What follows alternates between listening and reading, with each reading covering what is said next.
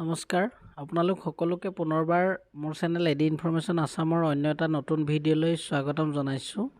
CRPF অৰ্থাৎ central reserve police ফ'ৰ্চৰ ফালৰ পৰা আহিছে এখন চাকৰি সম্বন্ধীয় নটিফিকেশ্যন।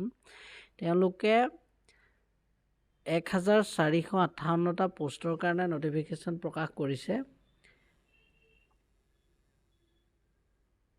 ইয়াতে দিয়া আছে দুটা ডিপাৰ্টমেণ্টত চাকৰি ওলাইছে তেওঁলোকৰ। এটা হ'ল হেড কনষ্টেবল মিনিষ্ট্ৰিয়েল আৰু এটা ASI ষ্টেনোগ্ৰাফাৰ। এই দুটা কেটেগৰীৰ কাৰণে তেওঁলোকৰ টোটেল 1458টা পোষ্টৰ কাৰণে তেওঁলোকে নটিফিকেশ্যন প্ৰকাশ কৰিছে। ইয়াতে দিয়া আছে ক'ত কেইটা পোষ্ট দিয়া আছে চাই লওঁ। এছিষ্টেণ্ট চাব ইন্সপেক্টৰ ষ্টেনোগ্ৰাফাৰ কাৰণে আছে 143টা পোষ্ট আৰু ইয়াৰে কেটেগৰী ৱাইজ ভেকেঞ্চি কেইটা ভাগ কৰি দিয়া আছে। ইয়াতে আনৰিজাৰ্ভৰ কাৰণে আছে 58, EWSৰ কাৰণে আছে 14, OBC কাৰণে আছে 39, SC 21, ST 11 আৰু ইয়াতে পে স্কেলটো দিয়া আছে, এইটো চাই ল'ব এবাৰ।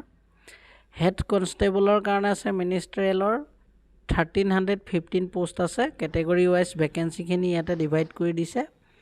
URৰ কাৰণে আছে 532, EWSৰ কাৰণে আছে 132, OBC কাৰণে 355, SCৰ আছে 197, ST 99। পে স্কেলটো দিয়া আছে আৰু ইলিজিবিলিটি ক্ৰাইটেৰিয়া কেনেকুৱা ধৰণৰ লাগিব এই পোষ্টকেইটাৰ কাৰণে আবেদন কৰিবৰ কাৰণে।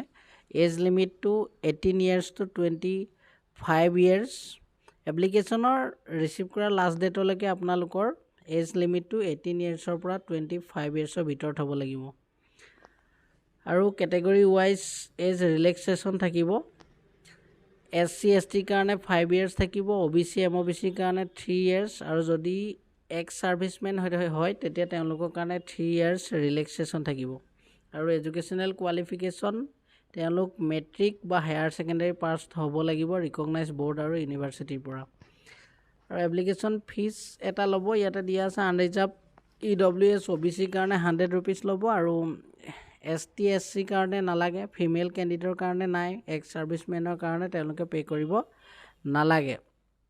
আৰু পে'মেণ্ট মোডটো আপোনালোকে যেতিয়া এপ্লাই কৰিব তাৰ লাষ্টত আপোনালোকে যেতিয়া ফৰ্ম ফিল আপ কৰিব অনলাইন তেতিয়া তাতে ওলাবই লাষ্টত UPI বা এনেকুৱা ধৰণৰ কাৰ্ড বা ডেবিট ক্ৰেডিট যিকোনো এটা প্ৰকাৰে আপোনালোকে পে'মেণ্টটো দিব পাৰিব।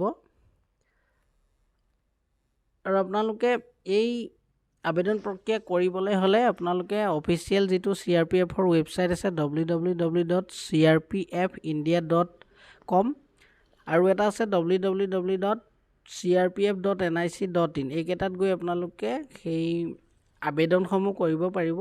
এপ্লিকেশ্যন প্ৰক্ৰিয়া 4 জানুৱাৰীৰ পৰা আৰম্ভ হৈছে আৰু এইটো 25 জানুৱাৰীলৈকে থাকিব। 25 জানুৱাৰীলৈকে আপোনালোকে এপ্লিকেশ্যনসমূহ কৰিব পাৰিব। আৰু ইয়াতে দিয়া আছে এডমিট কাৰ্ডসমূহ ইছ্যু হ'ব 15 ফেব্ৰুৱাৰী 2023 আৰু যিহেতু আপোনালোকৰ এক্সামটো কম্পিউটাৰ বেছড হ'ব চ' তাতে ইয়াতে টেণ্টেটিভ এটা এক্সাম ডেট দিছে, এইটো চাৰ্টেইন নহয়, এইটো কনফাৰ্ম নহয়। 2022ৰ পৰা 28ৰ ভিতৰত হ'ব বুলি ইয়াতে দিয়া আছে। হয়তো এইটো প্ৰয়োজন সাপেক্ষে চেঞ্জ হ'ব পাৰে। চ' মেইনলি এইটোৱে আছিলে। আপোনালোকে যদি আগ্ৰহী হয় তেতিয়াহ'লে এই পোষ্ট এটাৰ কাৰণে এপ্লাই কৰিব পাৰে। চ' ভিডিঅ'টো ইমানতে সামৰিছোঁ।